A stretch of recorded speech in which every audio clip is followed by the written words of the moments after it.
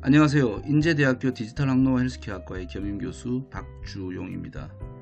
여러분들과 금융의 디지털 전환과 핀테크의 미래를 함께 공부하는 시간도 이제 얼마 안 남은 것 같아서 마지막까지 듣다가 중지하지 마시고요. 마지막까지 잘 따라와 주시길 바랍니다. 제 나름대로 이거를 한 10년까지는 안 되지만 한 8년 정도 공인된 곳에서 강의를 하고 했던 내용들 중에서 학생들이 이해할 수 있는 내용을 좀 발췌한 거니까 그 과정에서 보여지는 어떤 그 약간의 좀 완벽성이 좀 떨어지는 말투라든지 이런 거 신경 쓰지 마시고 여러분들이 얻어갈 수 있는 정보를 많이 얻어가셨으면 좋겠어요. 일부러 제가 학생들한테 같은 내용을 약간 비틀어 가지고 반복적인 학습을 많이 시켰습니다. 잘 따라오시기 바랍니다. 어쨌든 자, 전반부의 금융의 디지털 전환과 핀테크의 미래에 대해서 제가 뒷부분 이제 핀테크 미래 마지막 부분까지 가고 있습니다. 총 4개의 챕터로 나뉘죠.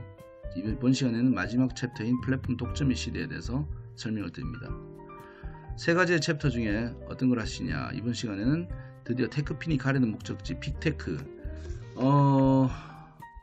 이 정보나 이런 트렌드에 많이 익숙한 학생들이면은 알 텐데 빅테크란 단어를 아예 모르는 분들도 계실 거예요. 모르면 안 되는 단어가 됐습니다. 이 얘기를 한번 해볼게요. 빅테크는 핀테크, 테크핀, 빅테크에 대해서 제가 설명을 다 해드리고 가겠습니다. 네이버가 핀테크 초보이 무슨 말인가 한번 보겠습니다. 가파와 BAT 빅테크 전략 요까지 다 한번 해볼게요. 자, 첫 번째 핀테크, 테크핀, 빅테크에 대해서 말씀드리겠습니다. 핀테크에 익숙해진 지 얼마 되지 않아서 말의 순서만 살짝 바꾼 것 같은 테크핀이라는 단어가 잠시 생겨가지고 잠시 당황도 했었죠. 중국 알리바바라는 기업의 마윈 회장이 처음 만들었다고 알려진 테크핀이라는 용어가 단순히 말의 앞뒤를 바꾼 것이 아니라 자신들처럼 기존 금융업계가 아닌 새로운 핀테크 플레이어들, 참고로 알리바바는 엔트 파이낸셜이라는 회사를 갖고 있습니다. 이 플레이어들을 별도로 지칭해서 우리가 훨씬 뛰어날 수 있다는 주장을 하는 그런 단어라고 저는 이해가 됐고 그렇게 여러분들께 강의를 했습니다. 그런데 이번에는 뭐가 그리 큰지는 모르겠지만 빅테크라는 단어를 이제 알아야 될 것 같습니다. 검색 포털에서 이 단어를 찾아보시면 글로벌에서 구글, 아마존, 애플, 페이스북, 요즘 메타라고 하죠. 같은 그런 대형 IT 기업을 지칭한다고도 되어 있고 국내에서는 카카오나 네이버처럼 대형 플랫폼 업체가 금융산업에까지 진출한 것을 지칭한다고도 합니다. 본 강의에서는 이렇게 정의를 할 겁니다. 테크핀 기업들 중에서 메이저 플랫폼으로 확장된 혹은 이미 메이저 플랫폼 기업이 금융업으로 진출해서 테크핀 기업이 된 경우를 지칭하면 될 것 같습니다. 이렇게 정의를 해놓고 보면 국내에는 그야말로 카카오가 가장 대표적인 것 같고 네이버도 거의 근접해 가는 것 같습니다. 참고로 네이버의 국내 금융 서비스 수준만을 보면 상당히 오해하실 수도 있는데 네이버가 라인 서비스를 기반으로 동남아를 중심으로 하는 해외 금융 서비스를 참 조사해 보시면 은행부터 각종 금융 서비스에 상당한 진출을 이미 했다는 것을 알 수 있습니다. 이들 외에도 국내의 빅테크는 어디가 또 있을까요? 아마 다른 기관에서도 마찬가지일 것 같은데 제 개인적인 생각을 더하면 아직은 그 둘 말고는 더 이상은 없다고 그렇게 정의될 수 있을 것 같습니다. 빅테크는 어찌 보면 모든 플랫폼 서비스 기업들의 로망이라고 말할 수 있습니다. 단순히 한두 개의 서비스로 고객을 잡는 것이 아니라 고객의 삶이 모두 우리 플랫폼에 녹여져 있어야 됩니다. 제가 한번 시나리오를 한번 써볼까요? 시뮬레이션 해보면 아침에 눈을 뜨면 제일 먼저 열어가지고 날씨나 뉴스를 확인하고 출근길에 버스나 지하철의 상황을 알아보고 요금을 내고 점심 메뉴를 고르면서 어디가 좋을지 선택을 해주고 친구랑 같이 먹은 요리의 값을 식사의 값을 더치페이 하고 저녁에 퇴근하고 애인하고 데이트하러 영화관 예약하려고 하는데 영화 추천받고 영화 비용 할인하고 그런 식으로 서비스를 받고 또 주말에 가족들하고 여행을 계획하면서 호텔 예약이나 관광지 추천 등 이런 예를 들면 끝도 한도 없습니다. 이런 무수한 고객의 다양한 삶의 주요 포인트마다 서비스를 제공하고 과금하고 혜택을 나누는 이런 서비스, 이런 것들이 진정한 빅테크의 모습일 것 같습니다. 테크핀이라고 차별화를 주장하는 기업이나 서비스들의 대부분의 모습은 기술을 축적한 플랫폼 서비스라고 보는 것이 가장 정확한 것 같습니다. 그들이 목표하는 지점을 한마디로 하면 바로 빅테크가 아닐까 싶습니다. 글로벌 시장으로 봐도 그렇고 국내에서도 아직 빅테크의 수준까지 이런 기업은 많지 않습니다만 테크핀들이 가려고 하는 것이 빅테크라면 그들의 다음 계획에는 금융만을 위한 서비스가 아닌 그 이상의 것을 포함하고 있을 것 같습니다. 그러기 위해 혼자서 이루기가 어렵잖아요. 이런 경우 너무 거대하니까. 그런 지점에서는 다양한 투자와 인수합병이 지속적으로 일어날 겁니다. 어느 날 여러분들이 뉴스에서 뉴스를 보다가 그런 합병이나 이런 얘기가 들어와요. 그러면 저 사람들이 빅테크로 가려고 그런 목표를 가지고 저런 여러 가지 인수합병이나 진행이 되고 있구나라는 그런 인사이트가 생길 수 있기를 제가 개인적으로 바랍니다. 네이버가 핀테크 초보인지 아닌지 한번 볼까요? 한국의 대표적인 빅테크를 네이버하고 카카오라고 하는 말을 많이 들었는데 카카오는 은행도 있고 카카오페이도 은행 외에도 엄청나게 대단해가지고 이견이 없지만 네이버에 대한 생각은 다른 분들이 가끔씩 있을 수 있어요. 여러분 생각은 어떻습니까? 네이버의 금융 비즈니스를 한국어로 한정해서 생각하면 아직 뚜렷한 성과를 평가하기가 좀 많이 어려울 수 있죠. 그러나 네이버의 진짜 파워는 국내에 한정되어 있지 않습니다. 애초에 카카오의 메신저 시장 선점 이후에 라인을 국내에 후발주자로 런칭했을 때 많은 사람들이 네이버가 실패할 사업에 뛰어든 것으로 오해하는 경우가 되게 많았습니다. 저도 처음에는 그렇게 잘못 이해했거든요. 근데 네이버는 이미 한국 시장에서 모바일 채팅 시장은 카카오톡에게 뺏겼었음을 알고서 일본부터 동남아 시장을 공략하는 작전을 다 반대로 시작했습니다. 그 결과 아시아 시장의 주요 국가에서 약 80%의 점유율을 차지하는 성과를 달성했죠. 지금 대표적인 국가들이 나옵니다. 일본부터 시작해서 인도네시아까지. 네이버의 라인이 시장을 점유한 아시아 시장에서 그들은 금융 서비스를 진행하지 않았을 리가 없을 것 같습니다. 사례를 좀 알려드릴까요? 일본에서는 미즈오 파이낸셜하고 합작해가지고 라인뱅크를 설립한 것이 2018년도였습니다. 노무라 증권하고 협력해서 2018년에 6월에 라인증권도 설립했고요. 태국에서는 라인맨이라는 배달 서비스가 있었고 일본에서 라인택시라는 것도 있습니다.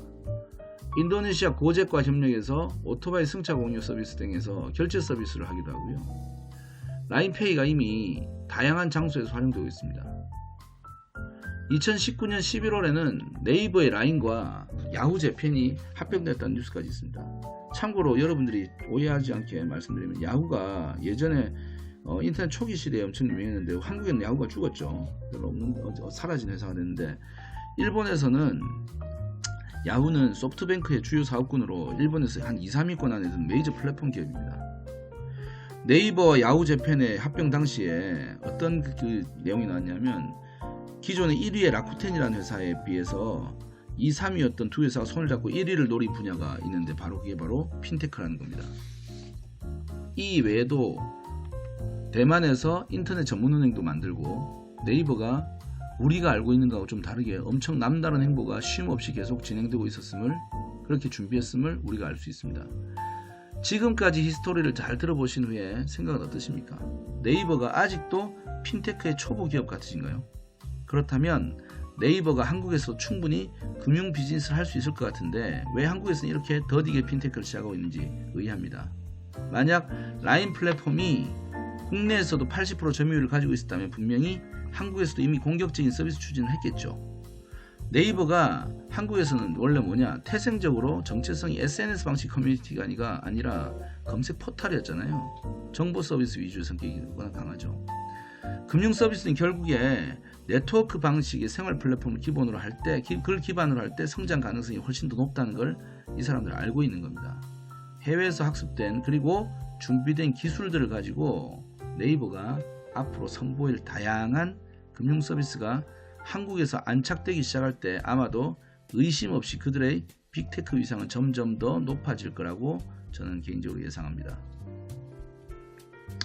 자, 가파, BAT. 자, 가파와 BAT의 뜻은 제가 설명하긴 했는데 다시 한번 리뷰하고 갈게요. 구글, 아마존, 페이스북, 애플 순서에 하면 상관없습니다. A가 두 개라서 어쨌든 가파, 이걸 일컫는 가파죠. 그 다음에 바이두, 알리바바, 텐센트를 총칭하는 BAT를 공부한 적이 우리가 있죠. 제 강의를 앞에서 들어보신 분들은 아실 겁니다. 이들이 바로 글로벌 테크핀의 대표 사례고 빅테크의 기준이라고 말할 수 있습니다. 이것들을 빅테크란 단어를 금융업을 빼고서 정의하는 경우도 있긴 하죠. 앞에 시간에도 말씀드렸습니다. 제 강의에서는 금융까지 섭렵한 메이저 플랫폼 기업으로 정의를 하려고 합니다. 그 기준으로 볼 때 가파와 BAT 기업들은 부족함이 없다고 생각됩니다. 구글이 우리의 삶에 어디까지 침입했고 우리의 정보를 얼마나 공개적으로 가져가는지 생각해 본 적이 있으십니까? 지금 이 자리에서 강의를 하고 있는 저의 실시간 활동조차도 지금 제가 이 녹음하고 있는 이 시간에도 미국의 어느 사막에 있다는 뭐 이건 한두 개가 아니더라고요. 찾아보니까 유럽에도 있고 그런데 구글의 서버에서는 알아차리고 있을 겁니다. 저는 안드로이드 스마트폰을 가지고 쓰고 있는데 뭐 이거만 하겠습니까? 구글을 쓰면 뭐 유튜브 쓰면 구글 쓰면 무조건 다 잡히죠. 이런 구글이 이미 안드로이드 페이, 구글 페이 등으로 일상 결제 서비스에서 은행 서비스, 신용거래 서비스 등을 하고 있으며 여러분과 제가 모바일에서 필요한 컨텐츠를 하나 구매하려고 해도 가장 편리하게 터치 한 번으로 결제가 이루어지도록 자신들이 제공한 운영체제에 가장 손쉬운 방식으로 돈을 받아가는 서비스를 다 만들어 놨습니다. 무시무시한 거죠. 그 아마존 얘기도 해볼까요? 아마존 전 세계에서 직접 구매가 가능한 온라인 커머스 사이트를 완전히 제대로 만든 회사죠. 이렇게 만들어놨는데 물론 한국에서도 얼마든지 마음만 먹으면 별의별 해외 직구 제품을 소량으로 구매할 수 있도록 한글로도 이걸 한글로도 다 해놨습니다. 그리고 그 정도의 불편함도 싫어하는 소비자들을 위한 대행 시장도 굉장히 많이 성장을 하고 있죠. 이런 수요와 공급의 시장에서 아마존은 자신들이 가장 잘하고 필요한 금융을 제공합니다. 아마존 페이, 아마존 페이먼트라고도 하죠. 아마존 캐시, 아마존 랜딩 등 구매자와 판매자에게 필요한 모든 서비스를 다 제공하고 있습니다. 또 하나 더 소개할까요? 이제는 이제 메타라고 불러야 되죠. 메타라고 불러야 되는 페이스북은 남다른 행보가 또 있죠. 리브라라고 하는 서비스가 있습니다. 리브라는 스테이블 코인을 출시해가지고 새로운 화폐를 통해서 경제 시스템을 직접 제공하려고 하는 겁니다. 그렇게 했죠. 합니다가 아니라 했습니다. 근데 실패했습니다. 여러가지 뭐 국가적인 정치적인 이슈가 많이 있고 특히 저커버그라는 그 대표가 청문회까지 불려가가지고 블랙마켓으로 빠질 수 있는 그 가능성에 대해서 해명을 한다고 했는데 다 해결이 안 됐는지 결국엔 이 프로젝트는 진짜 수조 원을 들였을 것 같은데 프로젝트가 드랍됐습니다. 그렇다고 얘기 안 할까요? 메타가 이름을 메타버스에서 따와가지고 페이스북에서 메타로 이름 바꾼 이유도 다 여기 있다고 보는데 가상세계인 메타버스를 본격적으로 이들이 점유를 하게 되면 가상세계에서 이 사람들이 쓰려고 하는 게 뭐겠습니까? 가상세계에서는 또 가상세계에서 필요한 여러가지 경제 시스템이 있겠죠. 결국에는 이 가상세계에서 새로운 핀테크를 하려고 그렇게 시대적인 변화에 맞춰서 준비를 했다고 저는 개인적으로 생각을 합니다. 그리고 여러분들이 가장 익숙하기도 한 애플도 얘기해 볼까요? 애플은 운영체제인 iOS가 굉장한 시스템이죠. iOS 세계의 모든 결제 시스템을 운영하는 게 바로 애플입니다. 그죠? 근데 이것뿐만 아니라 현실 세계 제어까지 포함하려는 애플페이라는 것도 만들었어요. 이게 카드 기반의 여신 서비스까지 추진하고 있는데 그들이 단순히 신용카드 회사를 꿈꿀 것이라는 생각을 신용카드 하려고 얘기했을까요? 아무도 그렇게 생각 안 할 거라는 거죠. 그럼 이제 미국 거 얘기했으니까 중국 것도 한번 얘기해 볼까요? 중국의 BAT는 당연히 중국 정부의 정책상으로도 금융 서비스를 안 할 수가 없는 기업으로 다 알려져 있습니다. 그들은 모두 인터넷 전문은행을 다 설립했습니다. 이 지금 보이는 게 인터넷 전문은행이죠. 중신은행 그 다음에 바이신은행이죠. 중신은행, 바이신은행 왼쪽에 그 다음에 마이뱅크 알리바바 거고 위뱅크라는 텐센트 겁니다. 자, 그들은 이것만 은행만 한 게 아니고 페이먼트도 갖고 있죠. 알리페이, 위챗페이. 세계 1위의 핀테크 기업인 알리바바의 엔트 파이낸셜이 보유한 사업 영역을 한번 대충 나열해 보면 어마어마합니다. 한번 보십시오. 점점 더 커질 건데 여기 보면 자산관리 서비스, 대출 서비스, 가상 신용카드 서비스, 증권형 크라우드 펀딩 서비스, 빅데이터 모델에 기반한 SME 대출 서비스, 온라인 종합보험사, 빅데이터 기반의 개인 신용평가 서비스, 클라우드 컴퓨팅 서비스 등 말하는데 숨이 찰 정도로 다양한 금융의 영역을 차지하고 있습니다. 근데 이 모든 것을 제공하는데 어렵지 않은 이유는 이미 그들이 사람들 속에 침투시켜 놓은 플랫폼의 활용성이 워낙 대단하기 때문입니다. 가파가 되었든 BAT가 되었든 이미 그들의 주력 서비스가 플랫폼으로서 대단한 트래픽을 확보해 놓은 것이 바탕이 돼가지고 금융까지 침투하는 것이 어렵지 않은 빅테크의 자리를 차지한 겁니다. 앞으로 수년이 지나면 또 다른 플랫폼이 또 계속 등장하겠죠. 그럼 그들도 결국에는 테크핀의 차별성을 무기로 빅테크를 목표로 하고 나설 겁니다. 우리는 그냥 구경꾼으로 살 것인가, 우리도 뭔가를 적극적으로 해볼 것인가 하는 고민을 해볼 필요가 있는 그런 시대인 겁니다. 자, 요약하고 정리해 볼게요.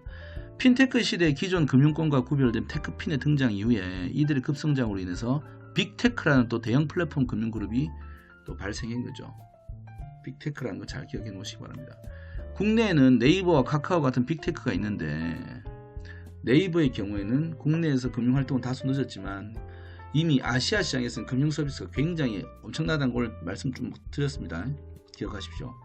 가파와 BAT 같은 해외 플랫폼들이 대표적인 빅테크의 사례라고 볼 수 있고, 그들 대부분은 자신들의 플랫폼 속성과 유저 성향에 충실한 그런 금융을 선보이고 있습니다. 빅테크는 플랫폼의 성장을 바탕으로 완성되는 것이 대부분 다 일반적입니다. 이때 제일 중요한 것은 빅테크가 되는 것이 플랫폼으로 통해서 온다는 것을 잘 기억하시기를 바랍니다.